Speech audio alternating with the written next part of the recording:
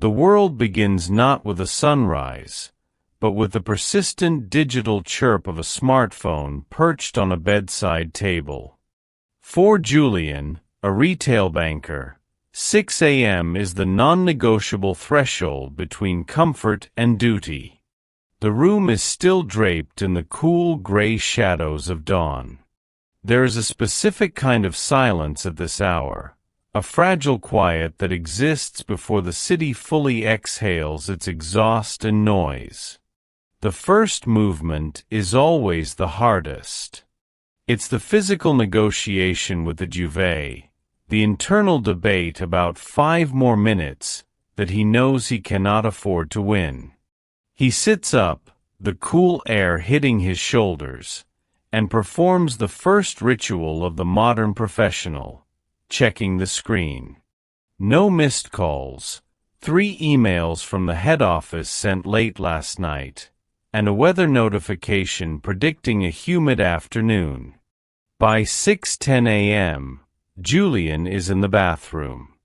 The routine here is mechanical, honed by years of repetition. The splash of cold water is the true alarm clock. Then comes the grooming. The precision of the shave is vital. In the banking world, optics are a currency of their own. A missed patch of stubble or an unkempt haircut can subtly undermine the image of reliability he is paid to project. He applies a neutral aftershave, nothing too aggressive, just enough to signal cleanliness. 6:30 a.m., the uniform of trust. In the bedroom, the wardrobe is a monochromatic spectrum of blues, grays, and whites. Choosing the outfit is less about fashion and more about armor. Today it's a crisp white Egyptian cotton shirt, ironed the night before until the collar could cut paper, and a charcoal suit. As he buttons the shirt, Julian shifts his mindset. He isn't just Julian anymore. He is a representative of a financial institution. He slides on his leather belt, checks that his socks match his trousers, and finally the tie. The Windsor knot must be symmetrical. It is the final seal on the uniform. He checks his reflection. The man in the mirror looks capable, organized, and ready to handle someone else's life savings. 6:45 a.m. The brief fueling. Kitchen time is short. There is no space for a gourmet breakfast. He brews a cup of black coffee, strong enough to jumpstart his synapses. While the machine whirs, he packs his leather messenger bag. The laptop, encrypted and heavy with data. The notebook, for the analog moments during client meetings. The ID badge, the plastic key to his professional kingdom. A protein bar, emergency fuel for when the 11 a.m. hunger hits. He drinks his coffee standing up, staring out the window at the street below. A few joggers pass by, a delivery truck double parks. He feels a slight edge of adrenaline. The day hasn't started, but the clock is already his opponent. 7:10 a.m., the threshold and the trek. He locks the door at 7:10 a.m. sharp. The walk to the station is exactly 8 minutes at a brisk pace. This is the only time of day Julian spends outdoors without a ceiling over his head, and he tries to appreciate it, even if the air smells like wet pavement and early morning bus fumes. As he approaches the transit hub, the crowd begins to thicken. It's a sea of commuters, a collective movement of people all heading toward the city's central nervous system. He feels the familiar rhythm of the city, the rhythmic clack-clack of heels on the sidewalk and the distant rumble of the underground. 7:20 a.m. The iron veins. The subway station is a subterranean hive. Julian swipes his transit card, a muscle memory action, and descends the escalator. The air down here is different. It's warmer, recycled, and carries the scent of ozone and electricity. The train arrives with a screech of brakes and a gust of wind. It's the 7:22 express. Julian maneuvers his way into the carriage, finding a small pocket of space near the door. He doesn't get a seat, he rarely does, so he grips the stainless steel pole, bracing his feet against the sway of the car. This 35-minute commute is the transition. To his left, a student is dozing against the glass. To his right, a construction worker is scrolling through social media. Julian uses this time for mental filing. He opens his banking app to check the overnight market rates. He glances at the headlines: interest rate hikes, housing market fluctuations, tech stock dips. This is his vocabulary. By the time the train reaches the financial district, his brain is fully synced with the global economy. 7:55 a.m. Arrival in the concrete forest. The train doors hiss open at the Exchange Square station. The exodus is swift. Julian flows with the crowd up the stairs and emerges into the light of the high-rise district. The buildings here are glass and steel giants that seem to lean over the streets, reflecting the morning sun in blinding flashes. He walks the final 2 blocks to the bank. The entrance is a grand affair, heavy glass doors flanked by polished stone pillars. He sees the security guard, Marcus, and offers a brief, professional nod. "Morning, Julian," Marcus says. "Morning, Marcus."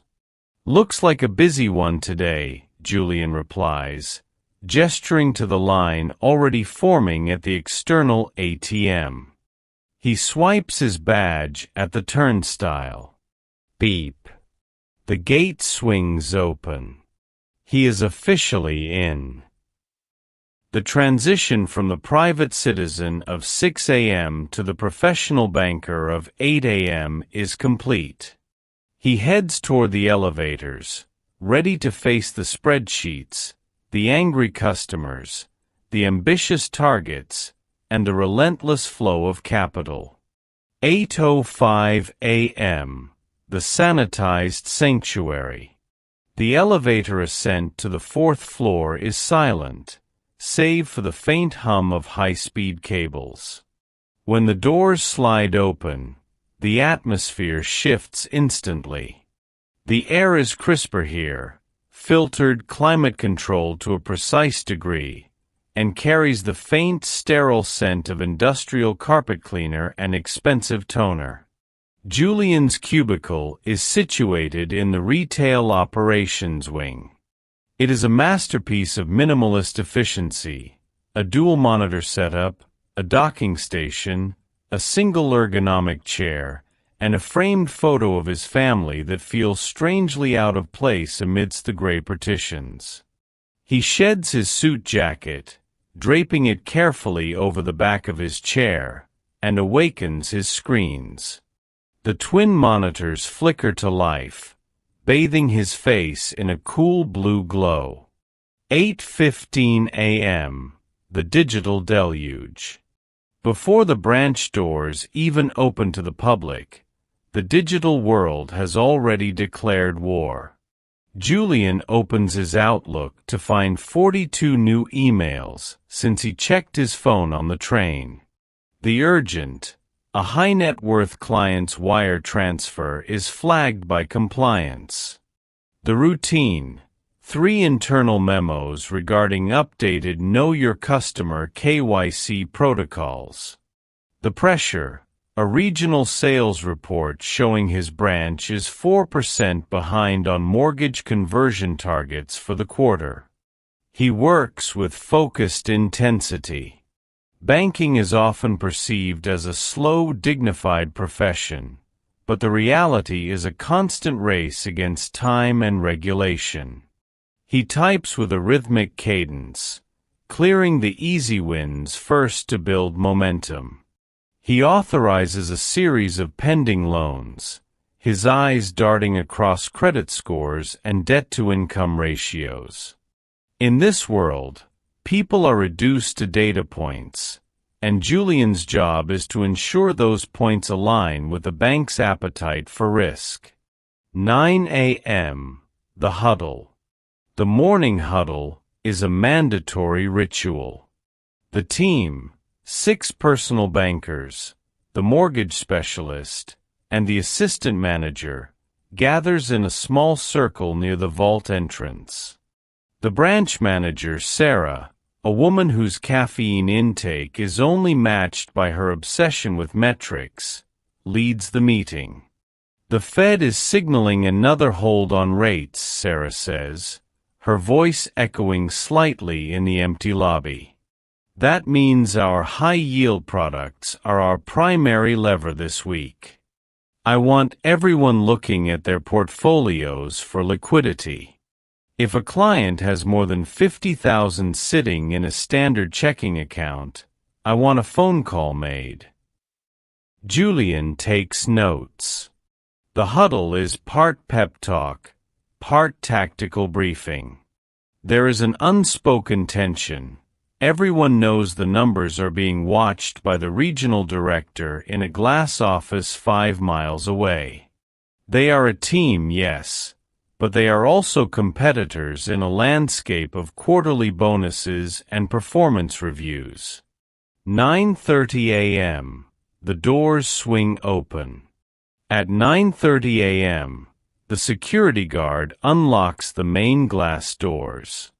The retail rush begins. This is where Julian's role shifts from data analyst to psychologist. His first client is Mrs. Gable, an elderly widow who comes in every Tuesday. She doesn't trust online banking and wants to see her balance printed on a physical slip of paper. Julian greets her with a practiced, warm smile. To the bank, Mrs. Gable is a low-value interaction, but Julian knows that in a community-facing branch, trust is built on these small, inefficient moments. He spends 10 minutes explaining a line item on her statement, gently reassuring her that her pension is secure. 10:45 a.m. The high-stakes negotiation. The mood shifts when his 10:45 a.m. appointment arrives. It's Mr. Henderson, a local entrepreneur looking for a $250,000 expansion loan for his catering business. They move to Julian's private office, a glass-walled enclosure designed to provide transparent privacy. This is where the math gets complex. Julian opens the commercial lending software. $total/assets, total/liabilities equals equity $. It's a simple formula on paper, but a complex one when a man's livelihood is at stake. Julian has to be the gatekeeper. He probes into the business's cash flow, looking for vulnerabilities. He watches Henderson's body language, the way he taps his pen, the slight hesitation when asked about his overhead costs. "The numbers are tight, Arthur," Julian says, leaning forward. He isn't being cruel, he's being a banker. To get this through the underwriters, we're going to need to see a more robust collateral pledge, or we might have to restructure the amortization schedule. It's a chess match played with spreadsheets. By the end of the hour, they have a tentative path forward, but the mental toll on Julian is significant. He has to balance the bank's safety with the client's ambition. 12:30 p.m., the noonday ghost. By midday, the branch is a cacophony of ringing phones, the thrum-thrum-thrum of the heavy-duty cash-counting machines, and the low murmur of heated conversations. Julian's head is beginning to throb from the fluorescent lighting. He takes his lunch break, exactly 45 minutes. He doesn't go to a restaurant. He goes to the break room, a windowless box containing a microwave that smells like a mix of 3 different types of leftovers and a vending machine that hums aggressively. He eats his salad while scrolling through a financial news feed. Even on his break, he cannot fully disconnect. He sees a notification. A major tech company has missed its earnings report. He knows that by 2 p.m., he'll have at least 3 calls from panicked investors wanting to move their 401k allocations. He takes a final sip of lukewarm water and stares at the wall for 60 seconds of silence. This is the eye of the storm. The morning was about defense, managing the existing clients and the overnight chaos. The afternoon will be about offense, meeting targets, cold calling prospects, and surviving the 3 o'clock slump. He stands up, adjusts his tie in the break room mirror, and puts his professional mask back on. 1:30 p.m., the afternoon crucible. Returning to his desk after lunch, Julian feels the midday slump threatening to settle in. The air in the bank feels heavier now, saturated by the collective stress of dozens of people navigating their financial futures. The afternoon is rarely about the big wins of the morning. It is a battle of attrition. He spends the next 2 hours in a marathon of outbound activity. This is the part of the job that feels most like a grind. He has a list of 50 clients to call, individuals whose certificates of deposit are nearing maturity or who might be eligible for a credit card upgrade. Good afternoon, Mr. Silva. This is Julian from the bank. I'm calling to follow up on. The responses range from polite no thank yous to immediate hang-ups.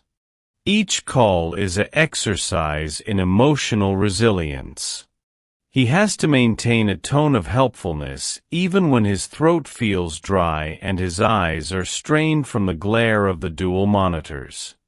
Between calls, he is processing the mountain of paperwork generated by his morning meeting with Mr. Henderson. Every document must be scanned, indexed, and verified. In banking, a single digit out of place isn't just a typo, it's a compliance nightmare. 3:30 p.m., the pre-closing surge. As the clock nears the traditional 4 p.m. closing time for the lobby, a final surge of customers arrives. These are the procrastinators, business owners rushing to deposit the day's cash and individuals trying to beat the wire transfer cutoff. The tension in the lobby spikes. Julian is called over to help the tellers with an irate customer whose debit card was swallowed by the machine. The man is shouting about a broken system. Julian uses his de-escalation voice, low, steady, and devoid of ego. He doesn't take the insults personally. He views the anger as a symptom of financial anxiety. He resolves the issue, issues a temporary card, and shakes the man's hand. It's a small victory in diplomacy, but it drains another unit of his dwindling energy. 4 p.m., the closed sign. The security guard turns the lock on the front doors. To the outside world, the bank is finished for the day. For the staff inside, the real work of balancing begins. The lobby goes silent, but the back office erupts in the sound of clicking keys and whirring machines. This is the most critical hour of the day. Every penny must be accounted for. The total debits must equal the total credits. Dollar sum, assets, equals sum, liabilities, plus sum, equity dollar. If the branch is even $5 off, no one goes home. Julian meticulously reviews his own ledger. He checks his loan disbursements against the authorizations. There is a specific quiet focus in the room, a shared understanding that precision is the only thing that earns them their exit. 5:15 p.m. The digital handshake. By 5:15 p.m., the branch is balanced. Julian spends the final 30 minutes of his workday preparing for tomorrow. He clears his physical desk. Standard policy dictates a clean desk to protect client privacy, and logs his final activity reports. He sends one last email to his manager, Sarah, summarizing his progress on the Henderson loan. He feels a flicker of satisfaction. It was a hard-fought day. He shuts down his monitors.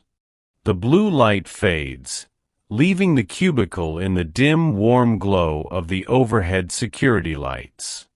He puts on his suit jacket, which feels slightly heavier than it did at 8 a.m.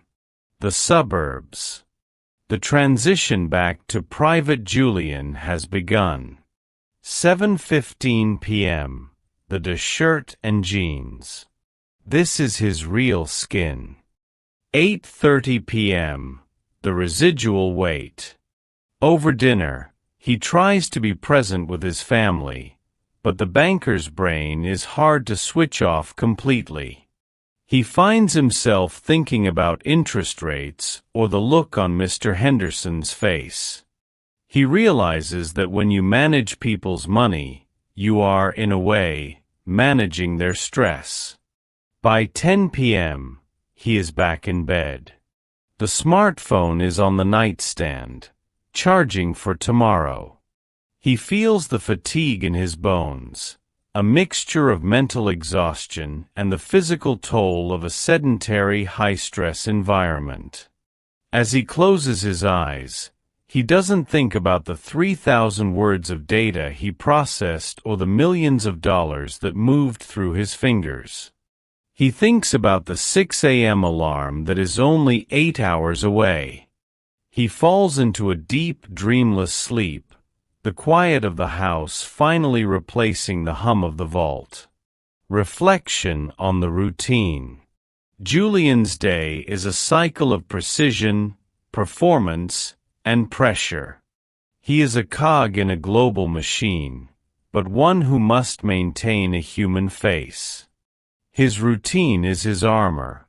Without the 6 a.m. start and the strict rituals of the commute, the chaos of the financial world would be overwhelming.